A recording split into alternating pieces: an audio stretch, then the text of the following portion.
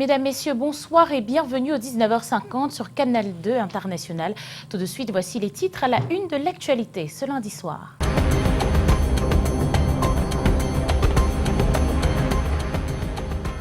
Un nouveau coup de tonnerre dans le ciel politique, double scrutin de février 2020. L'UPC n'ira pas aux élections si ces listes ne sont pas réhabilitées. Le parti historique vient de prendre la décision de boycott au sortir d'un congrès extraordinaire. Le mouvement réclame la démission du ministre de l'administration territoriale. Un écho retentissant pour l'écho, la nouvelle monnaie qui remplacera en Afrique de l'Ouest dès 2020 le franc CFA fait grand bruit et surtout crée la polémique. Sans surprise, la question d'argent divise entre maintien du pouvoir colonial pour certains et avancée vers l'indépendance financière pour d'autres. Parole aux experts et aux populations dans ce journal. Encore un Noël loin de leurs proches, loin de leur domicile, loin de tout. Pour les déplacés de la crise sociopolitique dans les régions du Nord-Ouest et du Sud-Ouest, cette période de fête s'annonce particulièrement difficile. Manque de moyens financiers, entre autres, donne au carillon de Noël une résonance tout sauf joyeuse.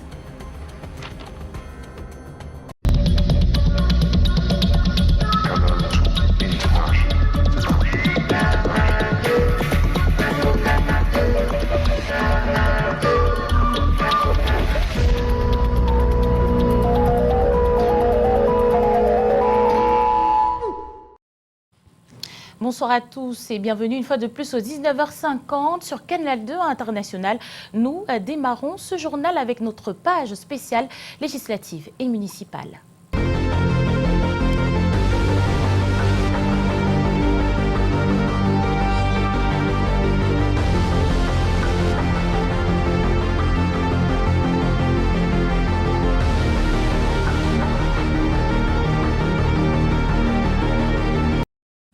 Nous le disions en titre il y a quelques instants, l'UPC de Pierre Balaguel-Côte ne participera pas au double scrutin de 2020. Le parti, dans un communiqué rendu public ce jour, tient pour responsable le ministre de l'administration territoriale de la controverse au sein de l'UPC. Ce 22 décembre, les membres du parti étaient en conclave à Boum-Yébel, une rencontre suivie par notre correspondant Christian Bock. Au lendemain du rejet de certaines listes de l'Union des populations du Cameroun par le Conseil constitutionnel pour le double scrutin des législatives et des municipales du 9 février prochain, motif, deux listes différentes en compétition pour la même élection, cette décision a plongé la base militante dans le désarroi total. Après la décision du Conseil constitutionnel de la Chambre administrative du littoral qui a connu du contentieux préélectoral pour les municipales, que le parti s'asseye afin qu'on puisse discuter et prendre des décisions qui s'imposent pour la situation de l'heure.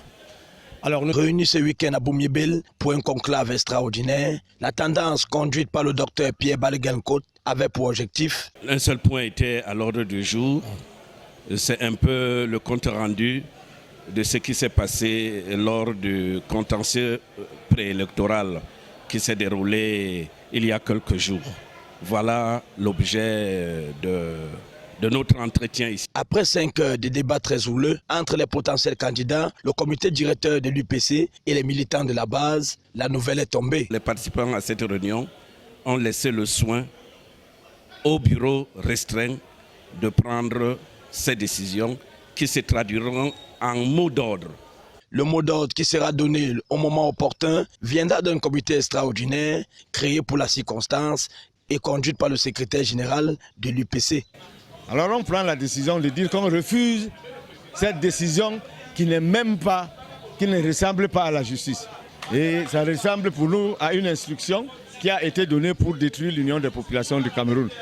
En rappel, la tendance Pierre Balaguel-Côte a été déclarée non grata dans son fief, l'Union Ekele et la Sadaga maritime. Parlant de boycott, justement, après une première sortie devant la presse la semaine dernière, Jean-Jacques Ekindi était de nouveau face aux hommes de médias ce lundi. La démarche qui visiblement fait partie d'une stratégie de campagne a permis au coordinateur du mouvement progressiste de se prononcer sur des sujets comme le boycott des élections ou encore le code sur les collectivités territoriales. Un extrait de cette sortie a été sélectionné pour nous par Patrick Christian Dobo. Ne perdons pas de vue l'article 3 de la Constitution qui stipule « Les partis et formations politiques concourent à l'expression du suffrage ». Fin de citation. Aussi, le plus important, ce ne sont pas les partis, ni les hommes politiques, c'est le suffrage qui exprime la volonté du peuple souverain quant à ceux qui vont le diriger. Le deuxième fait majeur qui a marqué cette semaine est l'adoption du Code des collectivités territoriales décentralisées.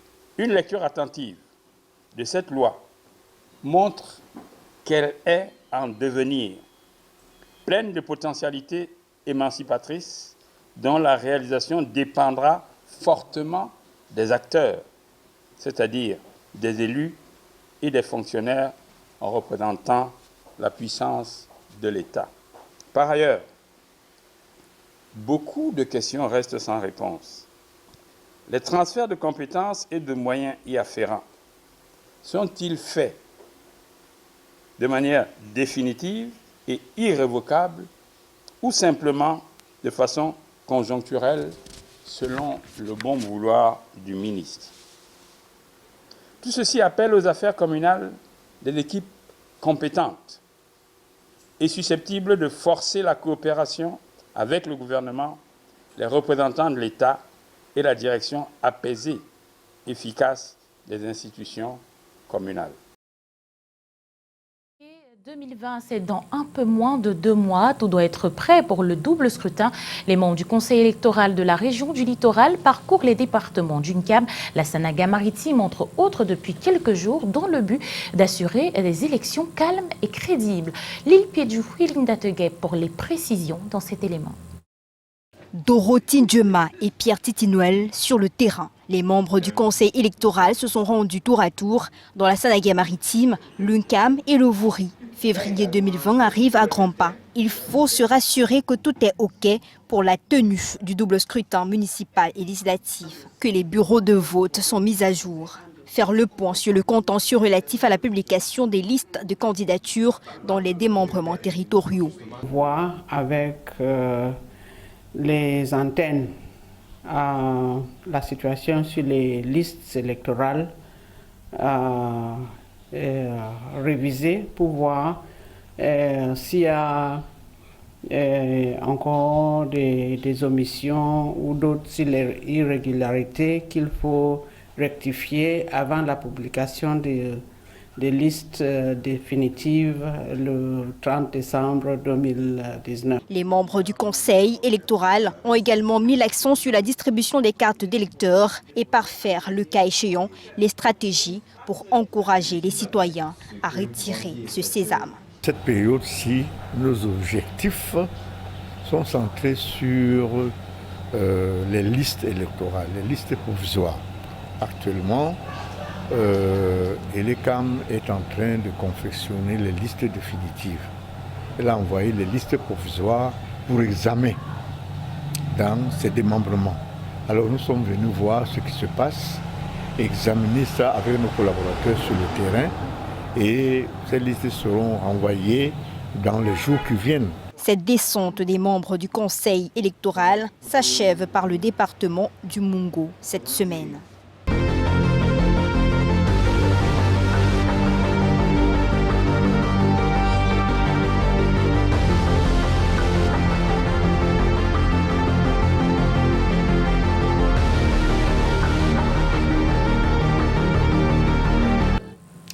De la politique à l'économie dans ce journal, standing ovation pour la Guinée équatoriale à la clôture des travaux de la 10e session ordinaire du comité de pilotage du programme économique et financier de la CEMAC. La Guinée équatoriale est désormais en programme avec le FMI, un accord triennal au titre de la facilité élargie au crédit. Ainsi, tous les 6 États de la CEMAC sont désormais sous programme, même si 4 des 6 achèvent leur engagement avec le FMI cette année même. Explication de Daniel Ona-Ondo, président de la commission de la CEMAC à la fin des travaux samedi dernier à Douala. D'abord une très bonne nouvelle. Nous avons appris que le 18, la Guinée équatoriale a signé avec le Fonds monétaire international. C'est une bonne nouvelle parce que l'accord devient maintenant un accord régional qui concerne tous les pays de l'Afrique centrale. Donc en plus de la République du Congo qui n'était pas encore en programme, actuellement la Guinée équatoriale vient de rentrer en programme. Nous voulons d'ailleurs féliciter la Guinée équatoriale pour les efforts consentis pour arriver à ce programme. Dit que nous soutenons naturellement la Guinée équatoriale pour tous ces efforts. Nous l'encourageons à continuer à faire des démarches dans le cadre d'une gouvernance, dans le cadre d'une bonne gestion de l'activité économique. Je crois que c'est pour se conformer aux desiderata du Fonds monétaire international. Naturellement, nous remercions le Fonds monétaire international et surtout tous les pays africains d'Afrique centrale qui ont participé à la réussite de cela. Vous savez qu'il n'y a pas très longtemps, le président dédié à l'époque, le président Idriss Déby Itno, avait envoyé une commission de haut niveau au Fonds monétaire pour expliquer le bien fondé d'avoir un accord régional. Aujourd'hui, c'est chose faite. Naturellement, compte tenu du fait que les chefs d'État ont tenu une réunion ici à Yaoundé, et dans cette réunion, nous allons rentrer aussi dans des accords de deuxième génération. Et naturellement, nous souhaitons que ces accords ne concernent pas seulement la stabilisation, mais concernent la lutte contre la pauvreté et le développement économique de nos régions. Toujours en économie d'une sous-région à une autre, le franc CFA change de nom. L'Afrique de l'Ouest adopte l'ECO. La nouvelle monnaie qui prend effet dès 2020 est une réforme d'envergure et incertaine qui ne garantit pas l'indépendance financière tant recherchée par l'Afrique pour certains. 75 ans après la création du franc CFA, la sortie de l'Afrique de l'Ouest crée la polémique et des interrogations diverses dans la classe politique et économique camerounaise. Yvonne Katinken et Marius Kossou pour les précisions. C'est un projet de longue date, annoncé historique pour les Africains, la fin de la monnaie perçue comme vestige de la colonisation. En réalité, c'est le franc CFA qui va toujours continuer à suivre son cours. Il y a eu quelques éléments qu'on a laissés, mais les éléments les plus importants, notamment la fabrication de cette monnaie va rester en France. La France va continuer à assurer la parité et la France va également continuer à assurer la stabilité financière de l'ECO. Dès cet instant, moi je veux dire que l'ECO n'est que le CFA sous sa forme déguisée et hypocrite. La monnaie ouest-africaine est désormais connue. La réforme annoncée prévoit également la fin de la centralisation des réserves au Trésor français. Les réserves de change ne vont donc plus être déposées à la Banque de France. Si certains économistes y voient une avancée, le professeur Pierre Alaka voit dans cet accord des subtilités qui lui font dire que le CFA n'est pas mort, mais il a été débarrassé de ses atouts les plus polémiques. Vous avez une monnaie qui est contrôlée par quelqu'un d'autre, qui est fabriquée dans un autre pays, qui n'est pas fabriquée chez vous. Eh bien, vous n'avez pas de monnaie. Ce n'est pas l'ECO qui viendra changer ce que le CFA était. Ce n'est donc pas l'indépendance financière, ce qui fait dire que le CFA a simplement changé de nom. La France va garantir la convertibilité de l'ECO. Mais elle va la garantir comment? Quand une banque garantit vos avoirs, votre monnaie, elle veut quelque chose en contrepartie. Si les devises ne seront plus gardées en France, est-ce qu'il n'y a pas un mécanisme qui va faire ce qu'on faisait avec le compte d'opération d'une autre manière avec la Banque centrale européenne? Créé en 1945, le franc des colonies françaises d'Afrique, devenu en 1960 franc de la communauté financière africaine, est en fin de parcours. L'Afrique centrale est sous pression. L'année 2020 est une année décisive. Je sais que les chefs d'État de l'Afrique centrale sont très aguerris. C'est des fins politiciens. Ils comprennent mieux ces questions que quiconque. Je crois qu'ils ne vont pas suivre cette trace. Dans tous les cas, 2020, la monnaie ouest-africaine sera l'ECO. Les yeux seront tournés vers l'Afrique centrale, qui devra se décider dès la fin de l'année 2019 si les accords avec la France vont être renouvelés ou si la sortie du franc CFA peut être envisagée avec certitude. Les populations s'expriment également au sujet de l'ECO et on voit cela avec vous depuis la capitale Yaoundé. Alain Ghislain, bonsoir. Catherine Moukouri, bonsoir à tous. Avant de continuer à faire résonner l'écho des réactions des Camerounais par rapport à cette nouvelle monnaie, parlons de l'affaire Mamadou Mota et compagnie. Le premier vice-président du mouvement pour la renaissance du Cameroun n'a pas pu obtenir la libération. Ce lundi, les avocats ont présenté et soutenu 3 plaidoiries de demande de mise en liberté, dont celle de Mota, Siwe Eric, Nana Serge. L'audience de la Cour du Centre a été renvoyée au 13 janvier 2020 à la demande du parquet général pour ces réquisitions. Il s'agit de l'appel suite à sa condamnation de ces derniers à 2 ans d'emprisonnement pour participation à la mutinerie de juillet dernier à la prison centrale de Konengi. 15 militants du MRC au total sont toujours derrière les barreaux. Dans le registre des fêtes de fin d'année, la sempiternelle question de la disponibilité du produit et du rapport qualité-prix. Le ministre du Commerce a fait une descente dans les supermarchés et quelques magasins de stockage de Yaoundé ce jour. Verdict, les produits alimentaires sont disponibles et à bon prix. Reportage, Janice Kamga, Constant Kamga. Il regarde, vérifie la fraîcheur, palpe les fruits, contrôle les prix et les dates de péremption des produits alimentaires. L'instant d'une journée, le ministre du Commerce se transforme en inspecteur de la norme et de la qualité. Déambulant à travers les rayons de ce supermarché et les magasins de stockage, il s'assure que pour ces fêtes, les Camerounais aient dans leur assiette de bons produits. Vous pouvez trouver tout dans les supermarchés et il y a du prêt à cuire, il y a du prêt à préparer. Tout est fait en fonction et des bourses et des capacités des uns et des autres. Des produits de première nécessité au premium, le chef appose le hockey, jouant même les œnologues.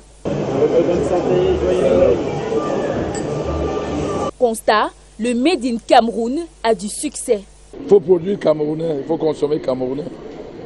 Aujourd'hui, ce n'est pas une question philosophique, c'est une réalité et on le voit.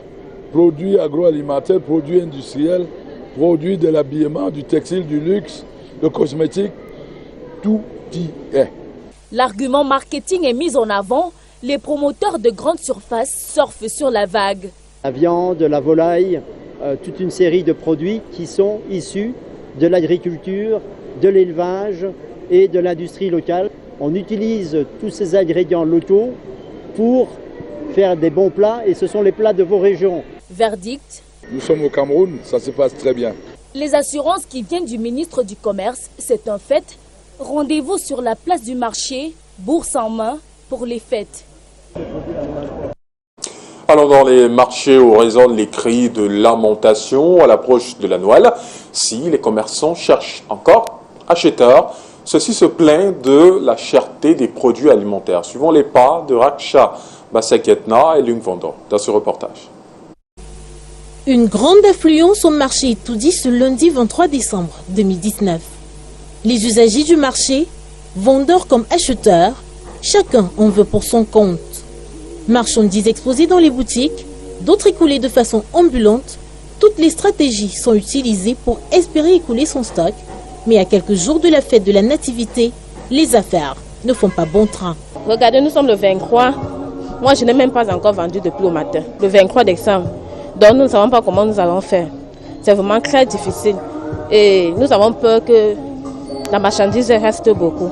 Une grande affluence peut-être, mais dans tous les secteurs du marché, on voit le verre pourrir la pomme. Et du côté de l'alimentaire, chez les Bayam Selam, c'est le même refrain. Le marché est dur, le dehors, il n'y a pas l'argent. On se plaint, on ne sait même pas comment vivre, ça ne ressemble même pas au 23 décembre, tout est mort. Les gens même qui achètent même se plaignent que c'est cher. Nous-mêmes, on ne voit pas du bien, il n'y a pas l'argent, on est obligé de liquider. Mais alors, cette mévente est due à la morosité économique ou à la cherté des produits? Je viens acheter le plantain, tout est cher, trop difficile. Je demande 5 500 alors que l'année passée, c'était comme ça, même à 3 500, 2 500. Vivre, divertissement, prêt-à-porter. Pour ces fêtes de fin d'année, la solution autant pour les commerçants que pour les clients n'est pas encore trouvée. Quittons les marchés, retournons à Douala pour la suite de ce 19h50. Et c'est avec vous, Aimé Catherine Moukouri. Bonsoir. là, on parle encore des préparatifs des fêtes de fin d'année. Un moment vécu dans l'indifférence totale par les déplacés internes de Loum. Pas d'agape en vue, encore moins le renouvellement de la garde-robe pour ces moments spéciaux. Allons à la rencontre d'une famille de déplacés internes ruinés par la guerre dans la région du Sud-Ouest. C'est avec Monique Naoussi-Fossou et Luciano Djakou. Immaculate Gang est originaire de Mouniengue, dans la région du Sud-Ouest Cameroun.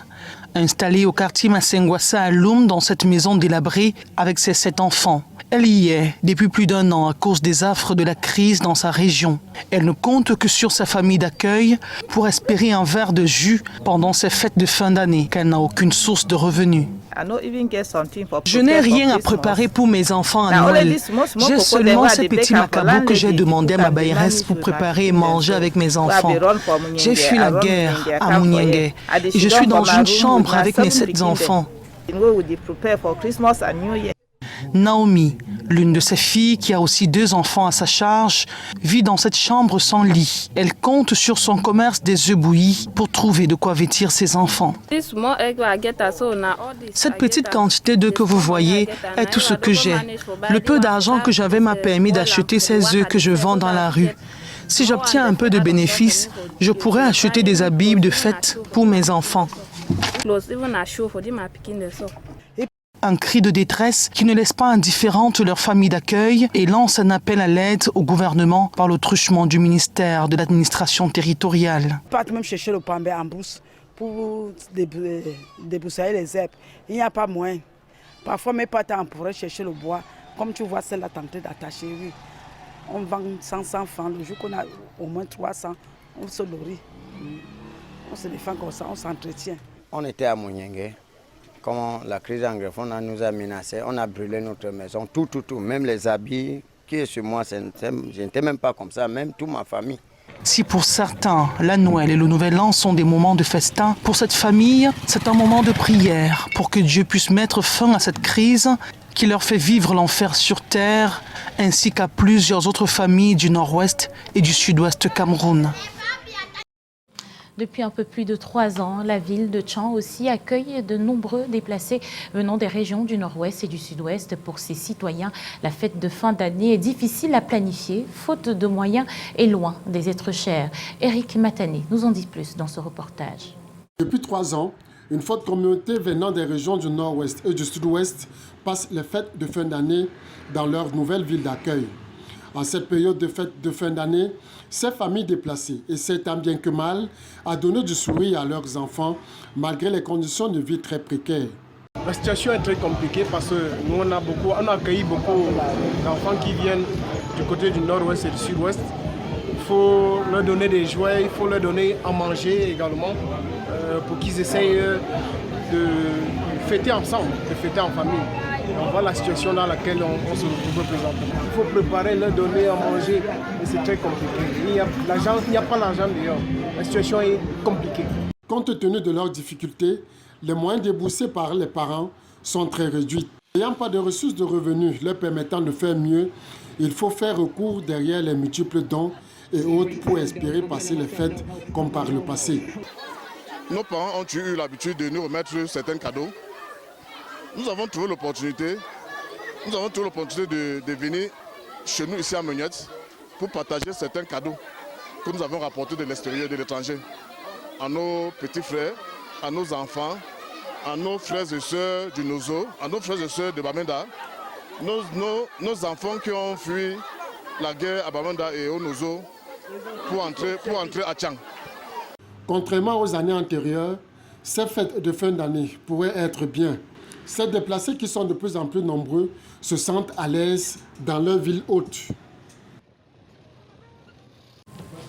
À quelques heures de la célébration de Noël, de nombreuses personnes affluent dans les agences de voyage pour aller célébrer Noël ailleurs. Un tour dans quelques agences de Douala, on constate que ça grouille de monde chez certaines et chez d'autres pas du tout. Cependant, la difficulté commune reste la même, les embouteillages sur la voie. Junior Ossin et Stéphane Binac.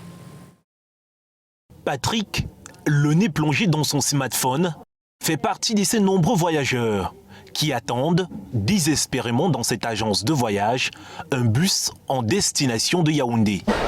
Je suis au numéro 22e bus. Je ne sais pas à quel moment on va quitter. Donc ça fait pratiquement plus de 2 heures de temps que nous sommes ici. Nous attendons. Il y a trop de passagers.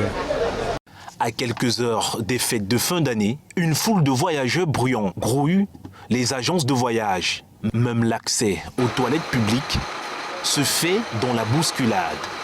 On constate également que de nombreux bus prennent du retard. Nous avons un gros souci au niveau de l'entrée de la ville. Entre Yassa et ici, la circulation est très lente. Les embouteillages, même à l'entrée de l'agence, vous avez dû le constater, les embouteillages sont monstres. Donc toutes ces choses-là, ça rend un peu plus difficile l'accueil et le déplacement des passagers.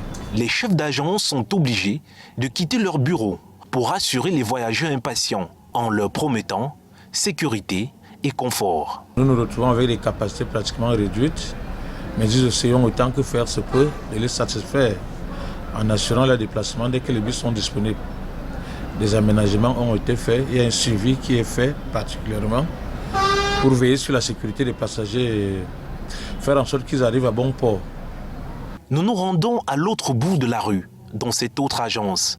Ici, pas d'affluence, mais la pression monte chez les gestionnaires appelés à calmer les passagers qui exigent qu'on donne des ailes au bus pour traverser les embouteillages. Et notons culture, dans ce journal, les candidates à l'élection Miss Cameroun 2020 se transforment en grands chefs pour clôturer les sélections préliminaires de la compétition. Elles nous montrent leurs secrets de grand-mère, c'est ce que nous disent Rachka Bassekiedna et Francis Guebna.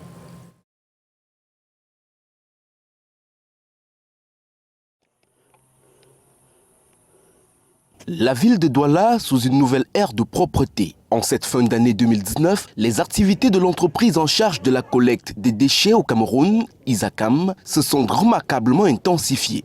Téné, un tour de ville allant de marché Dakar à Bonabéry, en passant par Bonapriso, Akwa, Rond-Point d'Aïdo et le pont sur le Vouri, vous laisse découvrir une cité plus propre avec du personnel d'entretien en plein exercice. Isacam est résolument engagé à optimiser la propreté dans la ville en cette période où les déchets sont triplés. L'activité de manière globale a été réorganisée sur toute l'étendue de la ville de Douala.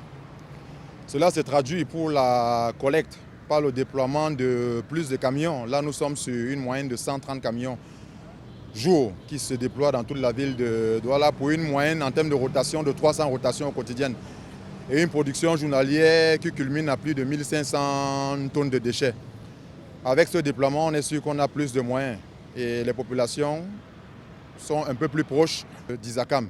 Renforcement de la collecte nocturne, intensification des opérations de balayage, de piquage et d'enlèvement des bacs à ordures, renforcement des balayages manuels et mécaniques au niveau des centres urbains des grands axes de la ville, telle est la volonté d'Isacam d'accompagner la ville dans les efforts d'embellissement qu'elle déploie en cette fin d'année.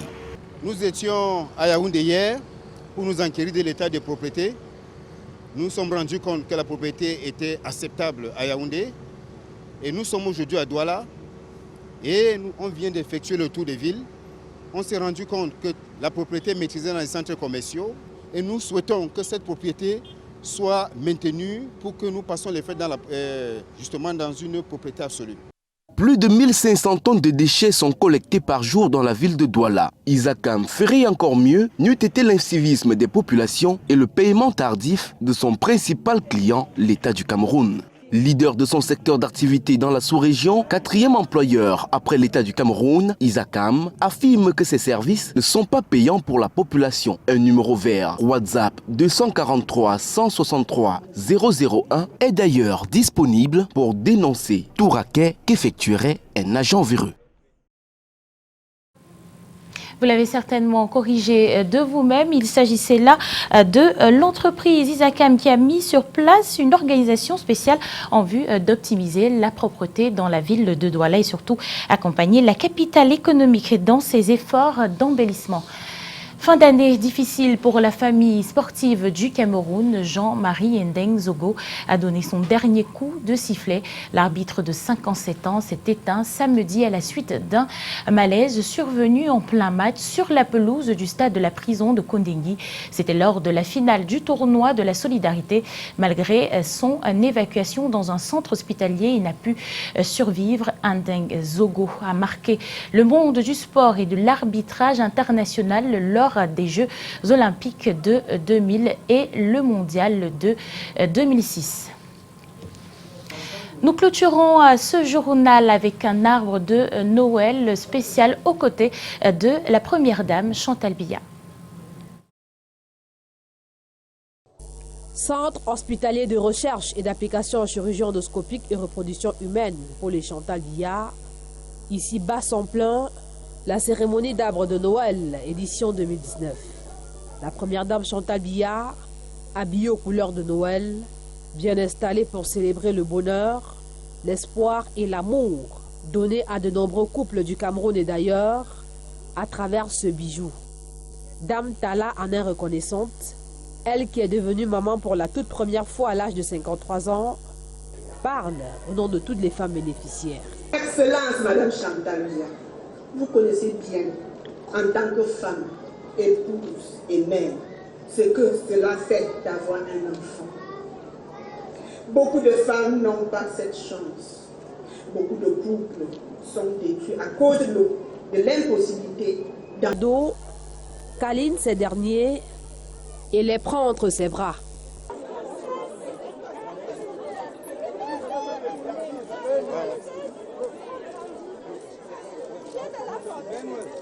Les enfants du personnel de cet hôpital reçoivent par la même occasion des présents, des instants immortalisés avec le Père Noël et les bénéficiaires. Débute alors la visite guidée sous la direction du professeur Jean-Marie Kassia, administrateur directeur général du CRACER.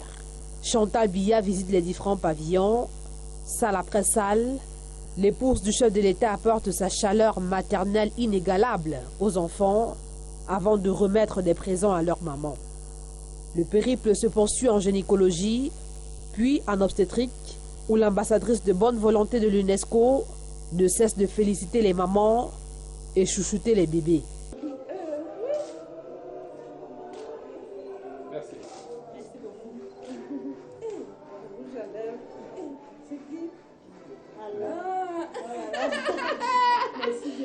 Maman avec le rouge à lèvres.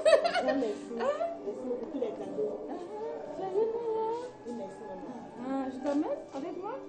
Le bain de foule se poursuit à l'extérieur. Les membres du gouvernement présents reçoivent le joyeux Noël de la première dame, tout comme les femmes des membres du corps diplomatique, celles du cercle des amis du Cameroun et les chefs traditionnels. Ce grand moment de communion est en outre l'occasion pour la première dame d'esquisser quelques pas de danse au rythme des tam-tams et balafons.